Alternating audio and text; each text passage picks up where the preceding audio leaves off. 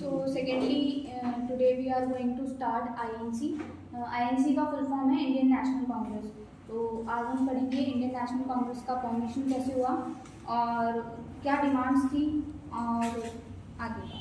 तो firstly Indian national Congress 1885 में form हुई थी। जो उसके फाउंडर जो थे वो खुद एक ब्रिटिशर ही थे जिनका नाम था एओ ह्यूम।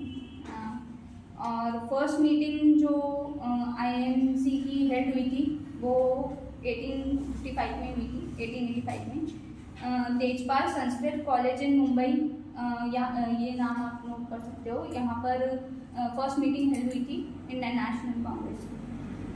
अब इंडियन नेशनल कांग्रेस की मेन डिमांड क्या थी? मेन डिमांड थी उनकी high profit job should given to Indian equal as Britisher and should invest less on Britisher soldiers। मतलब जो हाई प्रोफाइल जॉब्स जो हैं वो इंडियंस को ब्रिटिशर्स के इक्वल में प्रोवाइड होनी चाहिए और जो ब्रिटिश के सोल्जर्स हैं उनके ऊपर लेस इन्वेस्ट करना है, ये उनकी एक डिमांड थी।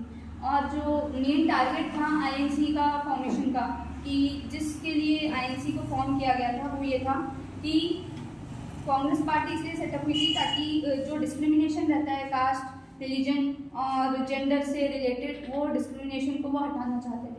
और आईएनसी के फॉर्म होने के पहले इंडिया में बहुत सारी ऑर्गेनाइजेशंस प्रिवेल कर रही थी। मतलब ऐसी बहुत सारी छोटी छोटी ऑर्गेनाइजेशंस थी जो छोटे छोटे इशूज़ कंट्रोल करती थी, ठीक है, जिनमें छोटे छोटे लोगों के छोटे छोटे इश्यूज को सॉल्व कर दिया जाता था।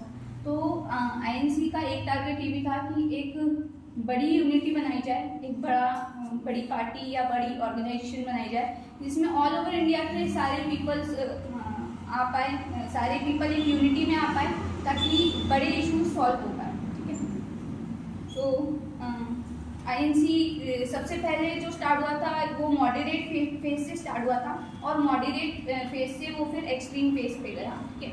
मॉडरेट फेज था जो नॉर्मल फेज चल रहा था और एक्सट्रीम फेज जो था वो थोड़ा पावरफुल फेज था, ठीक है। अब सबसे पहली जो तेजपाल संस्कृत कॉलेज, ये यहाँ पर सबसे पहली मीटिंग हेल्ड हुई थी, सेशन हेल्ड हुआ था आईएनसी का। ये पहले पुणे में हेल्ड होने वाला था पर फिर पुणे में कॉलेरा फैल गया जिसके कारण पुणे से इसको डिस्कार्ड करके और बॉम्बे के तेजपाल संस्कृत कॉलेज में इसलिए हेल्ड किया गया, ठीक है। उस टाइम जो वाइसरॉय थे वो उस टाइम के वाइसरॉय थे लॉर्ड डफरिन, ये 1885 के वाइसरॉय थे। और जो फर्स्ट मीटिंग हेल्ड हुई थी उसके जो प्रेसिडेंट थे वो थे WC बैनर्जी, ठीक है।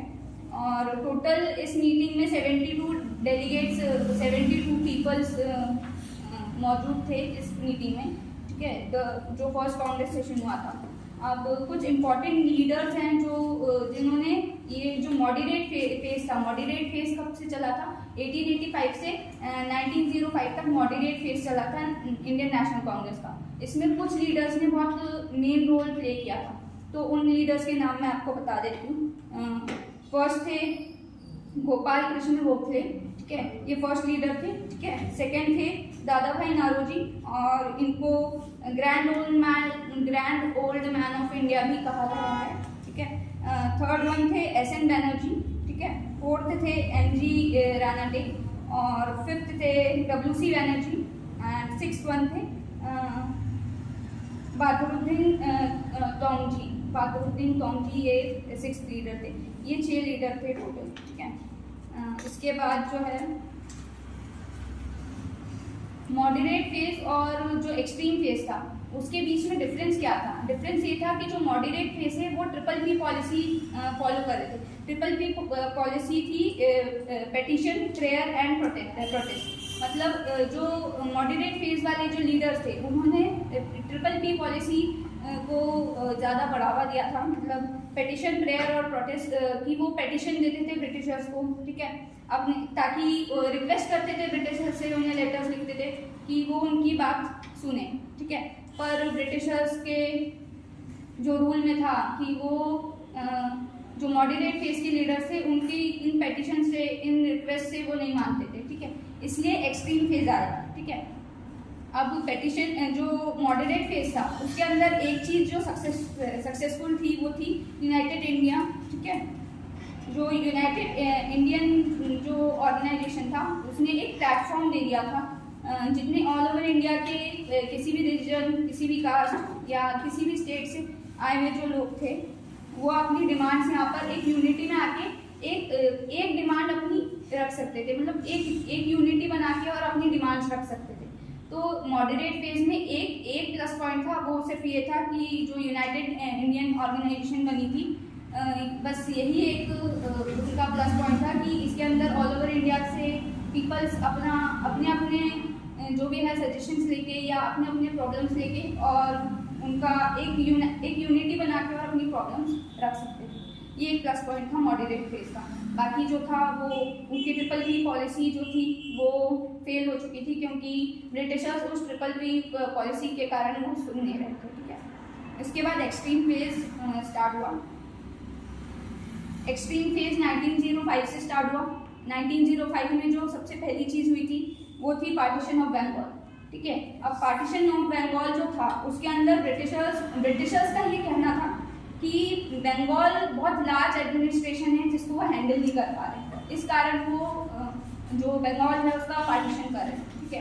पर जो एक्चुअल रीज़न था कि जो ब्रिटिशर्स ने एक्चुअल रीज़न था कि वो बंगाल को किस लिए जो है पार्टीशन कर रहे बंगाल का, वो ये था कि ब्रिटिशर्स जो है डिवाइड एंड रूल वाली पॉलिसी करना चाह रहे थे इंडिया में, ठीक है। डिवाइड एंड रूल मतलब वो हिंदू और मुस्लिम्स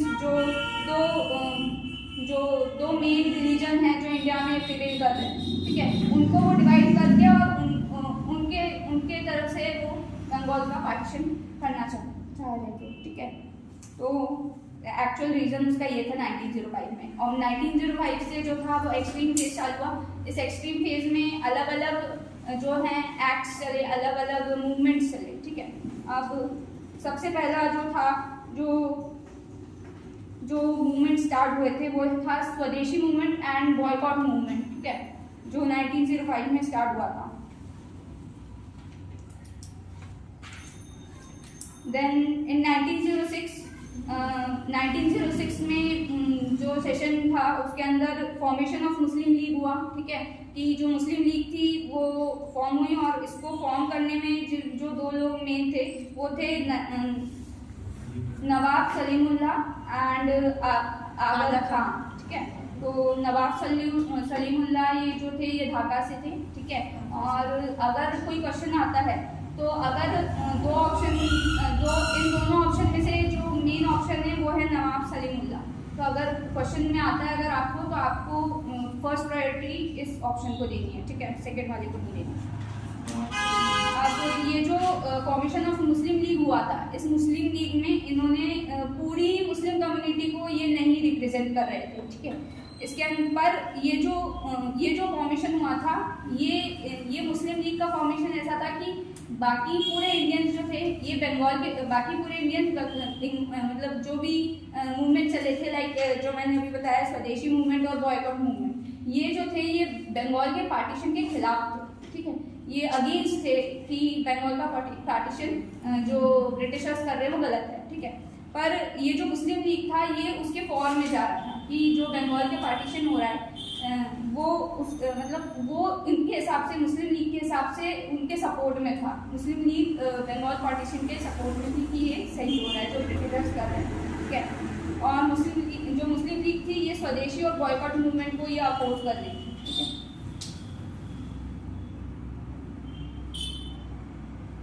फिर 1907 में अब यहाँ पर एक कांग्रेस सेशन भी हुआ था। उस कांग्रेस सेशन में दादा भाई नारोजी जो थे वो प्रेसिडेंट थे, ठीक है।